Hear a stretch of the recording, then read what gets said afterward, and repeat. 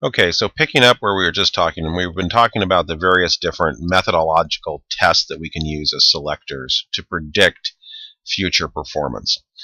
We've mainly been focused on more of the paper and pencil, power, group type tests. We're now going to start shifting over to more of the kind of power, individual performance style of tests. So work samples are different from the predictors discussed so far in that work samples attempt to duplicate the performance criteria measures and use them as predictors. In other words, the idea here is instead of finding like cognitive ability might be related to task performance as a professor, instead, let's actually measure someone doing one of the tasks that's involved with being a good professor and rating it as they do it. So it's developed by creating smaller tests that measure the actual job performance criteria. In other words, they're mini replicas of the job. So if you were applying for a job as a driver, that would be a driver's test. Instead of watching your driving performance over months, we would put you in a car and watch your performance over maybe a 20-minute driving exercise. Flight simulators are an example of a work sample. When a professor applies for a job at a university and then they come in person and do a sample guest lecture for an hour, as other faculty members that are already at that university rate that teacher's performance, that's a work sample. So again, the idea here is that instead of trying to find something that predicts performance in the job, we try to duplicate what performance in the job looks like and make a test out of it. So work samples have validity as high as 0.50, so you can kind of see that a work sample test is usually individual to some degree. You actually need raters or judges to look at the performance and to watch the behavior, to rate it, to see how it's going. It's often individual, so it has to be done at one at a time. But as far as if you just use a work sample test with no other testing, generally the validities are somewhere between 0.50 or smaller, which means that they're basically very comparable to just a cognitive ability test, which is often easier and cheaper to do. So work samples are often going to be done when you really need additional incremental validity. You're trying to come up with yet more ways to really make sure that you capture performance. And this is usually going to be driven by the cost of failure in the job.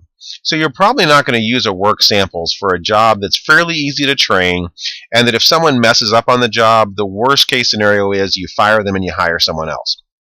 If you're hiring someone to fly a $25 million plane, you're probably going to want to put some time and effort into not just giving them a pen and paper test of flying ability. You're probably going to want to create some work samples before you ever put them behind the joystick, if you will, of that plane. Now, in an effort to try to make work samples and the idea of work samples more easily usable is the idea of a situational judgment test. So this is basically trying to take a work sample and bring it back to being a group test that can be done through pen and paper techniques. So it's usually either a pen and paper test or an online or video scenario that measures how an applicant's judgment would happen in a work setting. So in this case, an actual work problem is presented either verbally, in writing, or in a video, and then the person has to choose one of several options of how they would respond to this situation. So situational judgment tests are fairly usable, or fairly valid in trying to predict especially more complex jobs or jobs that involve making routine decisions throughout the day-to-day course of the job. They have been shown to have incremental validity above both personality and job experience and cognitive ability. Again, if used in isolation, there tends to be about 0.26 for job performance.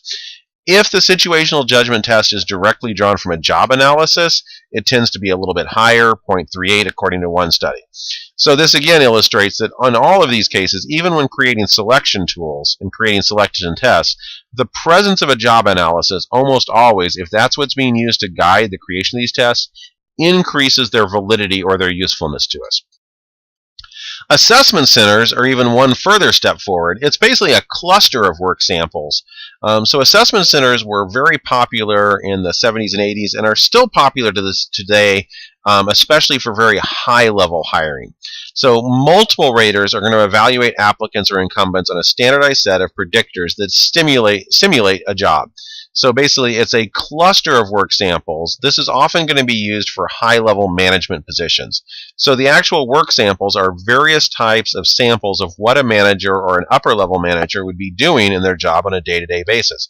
It might also include situational judgment tests. It involves multiple methods of assessment, multiple assessors, and multiple assessees. So, for example, if you're wanting to promote one of your middle managers to an upper management position, you would bring in the whole group of middle managers that are being considered for the position. So you have multiple assessees. You would then have a panel of IO psychologists that are working as assessors who run that group through a multiple group of actual different types of work samples, multiple assessments. This typically would last 2 to 3 days and is often will be done over a weekend, often from like morning all the way till evening. About 50% of Fortune 100 and 500 companies use them in some degree, but again, they're mainly being used for very high-level selection decision making. Again, historically, they came out of Germany in the 1930s, were refined during World War II by both Germany and the United States. And an extensive study conducted by Bray and colleagues in 1974 traced the career development of employees who went through assessment centers. And what they generally found was that assessment centers were somewhat predictive of success, but specifically they were even more predictive of when an assessment center said this person will not do very well in a higher level position. When they then tracked them, and it should be noted that in this study, the assessment center data wasn't actually given to the decision makers. So they had a bunch of people that went through an assessment center. The researchers then noted their ratings of whether this person should or should not be promoted. And then they looked to see, were they actually promoted over the course of their career over the next couple of years. The assessors had correctly identified 94% of those that shouldn't have been promoted were people that ended up not ever getting promoted when measured through other assessments and other performance appraisal systems. Again, assessment centers have fairly high unique prediction of performance between 0.37 and 0.45 across many studies, and have been found to have incremental validity, especially for more complex jobs. Usually assessment centers are also using various types of tasks. Here's just 2 examples that you see in almost all assessments. One of them is an in-basket task. So you'd have all the people assessing for the job. They would be given a series of job-related scenarios, and they'd be asked to basically take action and make decisions how to proceed. In other words, what of these scenarios need to be addressed today? What can be put off? What can be basically sent on to subordinates to worry about? And what actions would you suggest? And then how each person's reaction to the in-basket task would be graded against each other. Another common thing that's done in assessment centers is a leaderless group discussion, or LGD. The idea here is that a group is brought in, so all the people being assessed are told, you have to come up with a solution to this problem. They're given an issue to resolve, and the issue is going to require them to work as a team. That's the only information given. No one is assigned as leader, and the idea here is to determine how do people actually try to take leadership roles, and if they take leadership roles, how do they actually lead? What type of managerial attributes are seen? And again, this is observed by the assessors. So that's assessment centers. So work samples and assessment centers are 2 different methods that definitely are getting more at trying to actually create a predictor that is more like the actual performance on the job. We're now going to talk about a different type of test that's much more self-report and is more about just gathering information about past performance. So biographical information assumes that past behavior is one of the best predictors of future behavior, and a fair amount of research has found this. If you find someone that constantly gets fired from their jobs, when they get a new job, more often than not, they're probably going to get fired from that one as well. And when you find someone that performs very well on a job, given a new job, they're probably also going to perform well. So typically, biographical information can be gathered through application blanks and biodata questionnaires. Application blanks, you're probably all familiar. If you've ever applied to a job, you've probably filled out an application blank, and you've been asked some general information. You've been asked about educational information, what's the highest degree you've completed. You may have been asked about a criminal record. Have you ever been convicted of a crime? You may have been asked of past military service, and you've probably been asked to give references, and also to be listing the last 2 to 3 jobs that you actually held and for what they were and how long you held them. These off-the-shelf forms are usually not a good idea, especially for legal defensibility and perception, especially if they are not funded by, or basically suggested through a job analysis. Biodata questionnaires are a little bit more involved. So they're similar to an application blank. They'll often ask many of the same questions, but they'll also have a series of multiple choice items and broad questions, and they tend to predict performance well because instead of simply asking what were your last 3 jobs, they'll actually ask specifically, on your last job, how often did you do the following behavior? On your last job, how often were you late? They're very specific questions. And they've been found to be somewhat related to performance. Again, R's of 0.32 to 0.52 when used as the only predictor. And there is some evidence that they provide additionally incremental validity. So this is just an example of some biodata items. I'm not going to read through these. You can definitely take your time if you want to hit pause for the moment and just kind of read through. So the predictors are what we're actually, the kind of performance we're trying to predict with them, and then items. So I'll just go through the first one, for example. So helping others is the performance that we're hoping to predict. A biodata item might be, how often have you helped someone you didn't know by carrying something for them? And again, the scale might be from never to all the time. Beyond collecting biographical information, we can also use interviews to collect most of what we've already been talking about. So interviews are often used and are amongst the most popular selection devices across all jobs, used by over 80% of U.S. organizations in their selection techniques.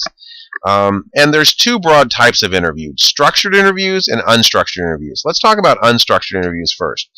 An unstructured interview has no consistency of questioning across applicants, and it's not very useful in gathering data, and it's tough to make comparisons. And generally we find when people use unstructured interviews, it's still somewhat related to performance, but it's fairly weakly related to performance. Not only that, an unstructured interview is very susceptible to a lot of those errors we talked about when measuring performance. We can also find them here when trying to predict performance. So similar to me bias, discrimination, biases that we have can all really become involved in an unstructured interview, because in an unstructured interview we let our assumptions basically guide how we ask the questions.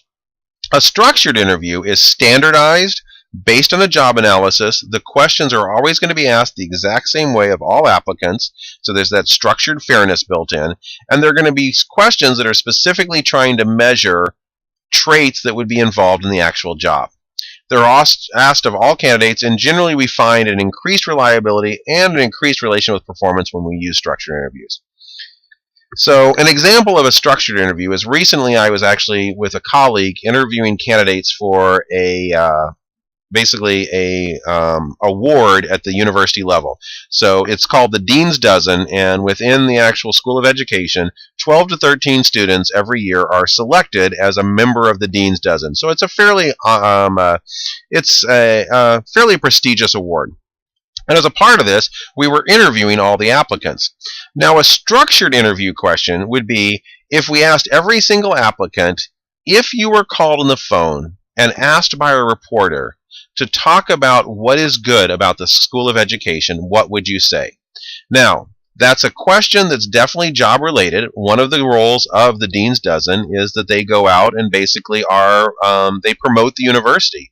They're supposed to be the ideal of good students at the university, students that are doing well, and they're meant as a kind of a part of their role is to help advertise the university. If we ask that exact question the same way to every person, that's doing it in a structured interview status. Now, we actually were not really using a structured interview, so I noticed that I wasn't actually asking that question. The person I was interviewing with, so the other rater, was asking half the questions and I was asking half the questions. And I was being, because I'm an IO psychologist, very careful that I asked the same question that I was asking the same way every time. My colleague, not so much. So in one case, we had a person that was interviewing that right off the bat had kind of talked about how he was in a fraternity and he loved school, but he also liked sports and he also liked going out to the bars. And he kind of looked, he even dressed a little bit. The image that we had of this person right off the bat was he was into partying. The question about what he would do if asked to talk about the university was posed to him in the following way. You're at a bar and you've been drinking all night. Suddenly you bump into someone, and that someone happens to be a reporter, and they put you on the spot and ask, what is good about the School of Education at SIUE? Okay, so my colleague was trying to adapt it in his perception of a question that would make more sense to the applicant. He was trying to do it in a nice way. However, the guy kind of floundered a little bit because he's trying to put all that information in there. Okay, I'm drunk, I'm at a bar, what would I say? He didn't give a very good answer. In the very next interview, the person was very poised, was professionally dressed, was in a full suit, and the way that candidate was asked the question was, you have just been asked by the dean to go and talk to the press, and you know in about an hour you're going to have to answer their questions about the School of Education. What would you say? Now, my colleague thought he was trying to craft the question slightly differently to make it easier for the applicant, but by asking two very different questions in the way he framed them, the information we got from those two students really isn't comparable. It's hard to make it's hard to make any comparison between how they responded because they weren't responding to the exact same question. So interviews. Initial evidence of interviews actually suggested that interviews had fairly low validity, an R of 0.14 at best. And again, that's explaining very little performance. Partly is we have to recognize that an interview isn't just about selection. A part of the interview process is also communicating in both directions. So providing information from the organization to the applicant. A good chunk of interviews is also the interviewer talking about the organization, compensation at the organization. One of the ways to get a part of this problem out is what's called a realistic job preview, an RJP. It basically is a pre-published document that fully describes what the job is like and answers most of the questions about the job. This is often, again, drawn from a job analysis. Providing a realistic job preview stops a lot of the need for the interview to also be a communication process where the organization is communicating this information to the applicant, which allows it to focus more on actually measuring how well the applicant will fit the job. More recent evidence on interviews, especially interviews that are using structured techniques and other techniques to increase their accuracy, has their R, again, if used as the sole predictor, closer to R of 0.37. And again, if we compare structured interviews versus unstructured, we find structured interviews are more predictive than unstructured. Now again, interviews have the potential for almost all the biases and problems that we discussed when we were discussing problems with measuring performance. So just briefly, interview questions that shouldn't be asked. And what I mean by this is not that you can't ask them. There aren't very many laws that say you cannot ask the following question in an interview. Though you may find from state to state and jurisdiction to jurisdiction, there may be some laws in the books. And an HR professional always needs to check to see what are the specific laws regarding selection in their particular area where they're doing their selection work. These are all questions that are generally been found to increase the likelihood of bias in interviews. In other words, they reduce the validity of that interview by bringing in information that isn't job relevant, and also are questions that potentially could run you afoul of legally protected groups. So any question that could identify someone as being a member of a protected group could also been then argued is that information could then be used to determine whether to hire that person or not, which means if that person isn't hired, they have a legal challenge. So asking about age is not a good idea. Asking about past arrests are not a good idea. Now again, some jobs, especially if that job involves working with people or having access to people's homes and information, there may be a valid legal reason to ask if someone has been convicted of a crime. But asking if someone's been arrested is very different. Do you plan on having children or pregnant? Well, one, this can give you gender information, but also it can give you information about whether or not they have previous obligations. And again, that shouldn't be job relevant. And it's up to them to decide how they're going to manage their work-family balance. Are you a U.S. citizen? A better question here is, are you eligible to work in the United States? If you're asking about citizenship, you're gathering information about if they are from another nationality. And again, nationality is a protected class under U.S. law. If you have a disability, now again, you might ask a question. You could define this job involves the lifting of heavy objects and the loading of objects from a low location to a high location. Are you physically able to do this work? That is an acceptable question. Simply asking someone if they have a disability is not. Again, do you have any children? Do you need daycare? Again, those might be questions you may want to address once you hire someone. Asking them in the selection process, dangerous. If you ask him about involvement in various political organizations that would identify the person's race, ethnicity, or even political or religious beliefs, again, this is an issue that shouldn't be addressed in an interview. Have you ever been treated by a psychologist or a psychiatrist? Have you ever been hospitalized, and for what? Any question about a person's medical background, again, may run you afoul of actual legal protections based on U.S. law. How many days were you absent from your work due to illness in the past year? Now, again, you can ask questions about absence, but if you actually tie it to a medical issue, that, again, is something you shouldn't be asking in a job interview. And again, are you taking prescription drugs? So all of these are about asking about protected medical information. So just summing all of this up, the estimates of validity coefficients. So all of these numbers are based on a wide series of studies, and each one of these numbers are, again, basically representing the unique contribution if this was the only test you were using.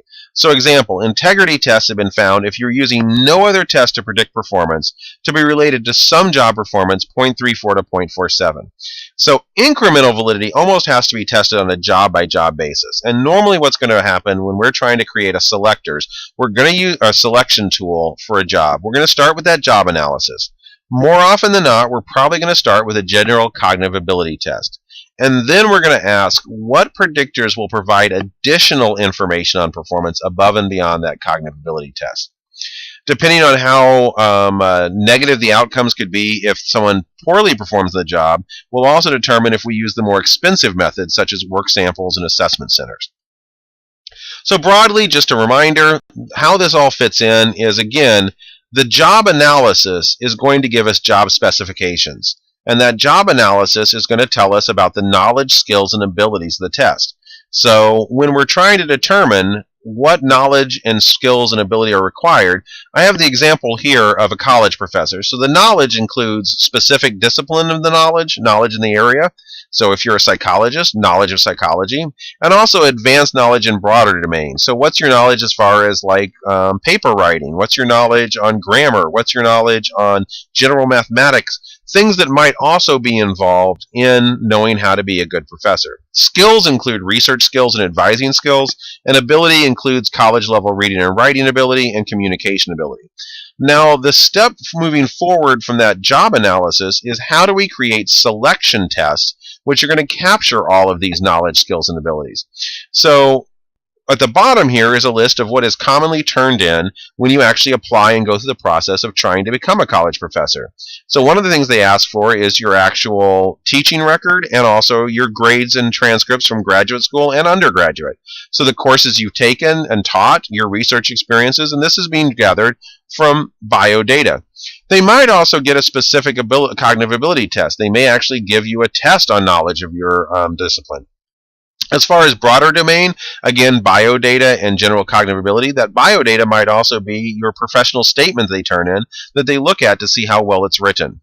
General cognitive ability, they might ask for your GRE scores. Under research skills, this is going to be biodata. Generally, when you apply to a job, you actually create your own biodata document, your curriculum vitae, your CV, your academic listing of all your publications. As far as your advising skills, there's going to be an interview of the candidates, and they can basically take a look through that interview to how they think you'll deal with other students. They might also ask for letters of recommendation, in other words, other SMEs talking about how you deal with other students. They might also give a personality test. And finally, your ability. So for college-level reading and writing, they can do a work sample, have you actually lecture and give a presentation, and they can also, again, look at those actual publications you've had to see how well they're written. And finally, as far as communication, this could also be conducted through an interview or through that job analysis. So broadly speaking, all of this is slowly pulling together. IO psychology is very interlinked, especially the industrial side. We're starting with a job analysis. That job analysis is going to give us information about how to measure performance. And it's also going to give us information on how to measure predictors of that performance. And that's where we're at right now. We're going to move forward to basically talking about how all this comes together as we also start looking at how we actually manage in the workplace.